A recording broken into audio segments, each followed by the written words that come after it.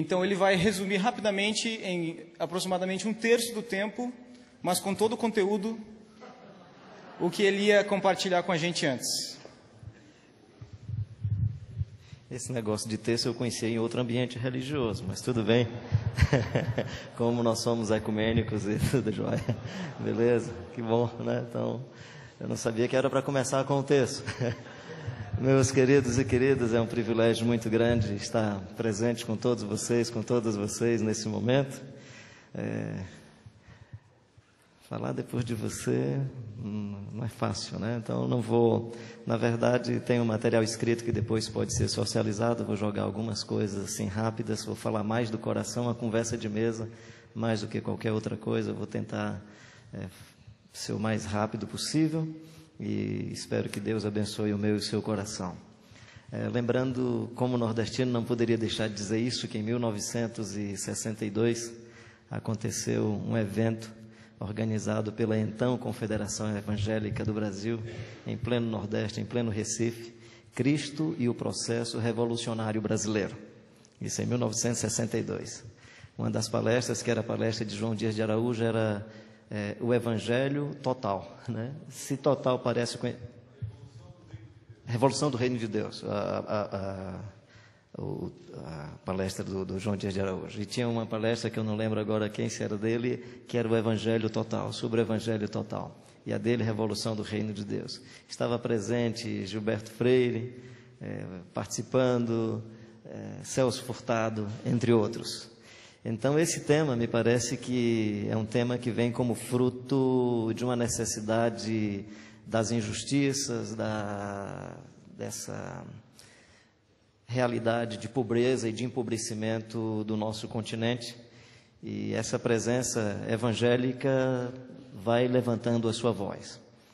Estou dizendo isso porque para algumas pessoas o tema da missão integral é um tema do primeiro mundo. Eu penso que não, até porque também o CLAD 1 aconteceu em 69, antes de Lausanne. Por mais que 74 seja uma síntese do que estava acontecendo,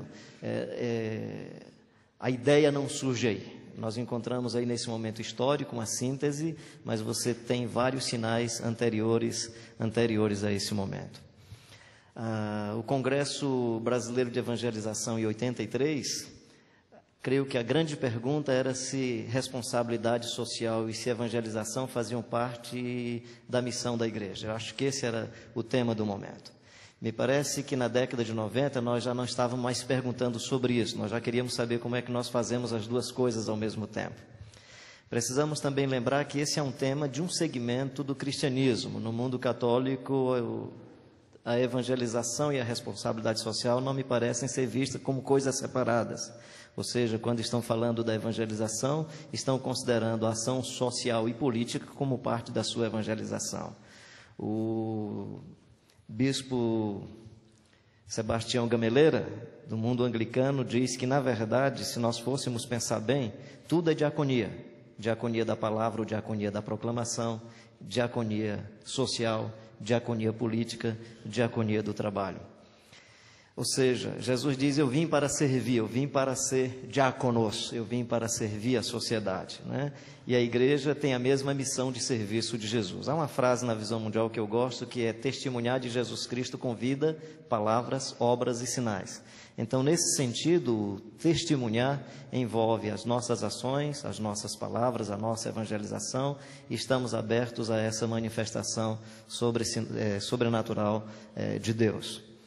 No Congresso de Belo Horizonte, o último que aconteceu, o Congresso Brasileiro de Evangelização, eu fiz a abertura do congresso no livro de Atos, capítulo 1, mostrando aquele momento da descida do Espírito Santo, o sopro do Espírito e o milagre naquele contexto, não no contexto de 1 Coríntios 12 e 14, mas daquele contexto é que eles falavam e todos entendiam.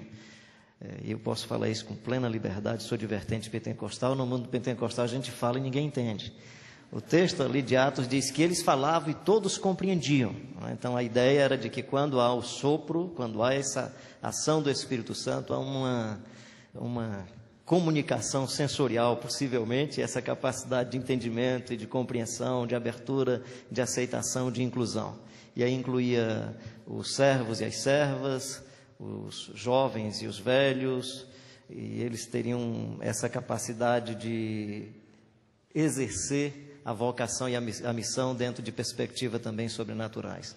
O texto continua e na síntese do capítulo 2 diz: e perseveravam na doutrina dos apóstolos, na oração, na comunhão, no partir do pão, em cada alma havia temor, louvavam a Deus o tempo todo, tinham comunhão na convivência comunitária, e eles tinham uma certa percepção pública, caíam na simpatia de todo o povo, e o Senhor acrescentava o número daqueles que iam sendo salvos. Como, em geral, o tema da missão integral surge nesse contexto da discussão sobre se nós devemos empacotar almas para a eternidade ou se nós devemos resolver os problemas sociais e políticos hoje, usando a linguagem do Robson Cavalcante, ele dizia mais ou menos o seguinte: os teólogos liberais pensam da seguinte maneira: vamos resolver o problema do mundo, organizar a sociedade e convida Jesus para cantar os parabéns no final. Aí ele diz assim: os outros pensam diferente, eles vamos esperar que Jesus construa o novo céu e a nova terra, e aí Jesus convida a gente para cantar os parabéns lá, né? E aí o que se fez foi uma síntese dessas duas dimensões. O pastor Manfredo Grellert tinha uma criação muito interessante que eu acho que condiz com esse texto de Atos capítulo 2, versículo 31 a 37, que é a ideia de que nós somos chamados para adorar, nós somos chamados para a comunhão, nós somos chamados para a edificação, nós somos chamados para humanização e cidadania, e nós somos chamados para a evangelização, seja evangelização local ou evangelização transcultural, que em geral nós chamamos de missões. E aí, nesse sentido, eu queria pontuar alguns caminhos que, quem sabe, nós podemos ir construindo. Geralmente, quando a gente fala de adoração, nós estamos pensando em liturgia, de como nós celebramos o culto, de como que as pessoas podem ou devem cantar. Eu queria chamar a atenção para um outro aspecto da adoração, que é essa possibilidade de revelar o amor de Deus, a grandeza de Deus, o poder de Deus. Por exemplo, os céus manifestam a glória de Deus e o firmamento anuncia as obras das suas mãos. Ou seja, pensar em adoração como possibilidade de sinalizar a presença de Deus. Se pensarmos dessa maneira, a discussão sobre a adoração deixa de ser litúrgica e passa a ser ecológica, porque uma natureza que é bem cuidada e bem tratada será motivo de adoração e louvor a Deus. Uma natureza que é mal cuidada, que é destruída, ela será motivo de nossa intercessão e de nosso lamento. Então, pensar na adoração como possibilidade de uma ambiência humana, de uma presença de homens e mulheres, crianças, jovens, que manifestem a glória de Deus. Rogo-vos, pois, irmãos, pela compaixão de Deus, que apresenteis os vossos corpos como sacrifício vivo, santo e agradável a Deus, que é o vosso culto racional. Então, esse texto não está falando da liturgia, está dizendo que você é culto. Você é a manifestação da glória e da graça de Deus. Você é a possibilidade das pessoas exaltarem e reconhecerem quem é Deus a partir da sua vida e da sua existência. Então, creio que um dos temas que nós precisamos enfatizar na missão integral é esse tema da adoração. Inclusive porque na adoração nós definimos também quem é a nossa divindade. Eu sempre tenho dito que no espaço idolátrico, e todos nós sabemos muito bem disso, a divindade não tem neurônio. Tem olho, mas não enxerga, tem ouvido, mas não escuta, nariz, mas não cheira. Então, a divindade não tem neurônio. Se a divindade não tem neurônio, não tem inteligência, quem manda no terreiro, no pedaço, talvez fique melhor do que terreiro, quem manda no ambiente é o sacerdote e o devoto. Nesse espaço, você decreta, você determina, porque você é maior do que a divindade. Ou seja, é importante resgatarmos a dimensão da adoração, reconhecendo quem é o Deus do Evangelho revelado no Jesus Cristo de Nazaré. É um Deus soberano, que tem vontade própria, que tem inteligência, que tem projeto próprio, e nós oramos a esse Deus dizendo: seja feita a tua vontade. Se possível, passa de mim esse cálice. No ambiente idolátrico, você é o dono da situação e você põe a divindade ajoelhada no canto da parede e diz o que é que a divindade deve fazer. Numa sociedade em que nós, seres humanos, né, você decide, na sociedade onde você decide, nós somos muito mais influenciados por esse contexto pós-moderno do que pelos paradigmas e os valores do Evangelho do Reino de Deus. Um outro desafio que eu queria colocar para nós trabalharmos durante esse dia é o desafio da comunhão, ou o desafio da unidade. E aí, quando eu estou pensando em unidade, por mais que seja interessante os relacionamentos institucionais, eu acredito numa outra unidade. Eu acredito nessa unidade que se dá a partir das pessoas, dos discípulos e discípulas de Jesus. Creio que nós devemos continuar fazendo esses esforços institucionais. Por favor, acho que é importante que se faça isso.